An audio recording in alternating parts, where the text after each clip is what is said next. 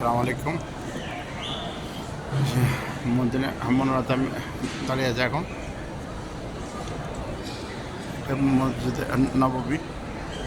মসজিদের নববীতে আসলাম, পরে চলে যাব। হ্যাঁ, পরে চলে যাব। হ্যাঁ, সবাই দোয়া করবেন ইনশাআল্লাহ। এখানে দুর্গার নামাজ পড়বো, পরে চলে যাব।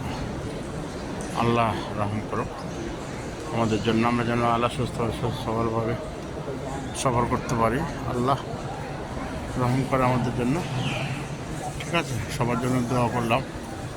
আল্লাহ যেন সবাইকে ভালো রাখে, সুস্থ সবলভাবে রাখে। ঠিক আছে, আল্লাহ আমাদেরকে ভালো রাখুক।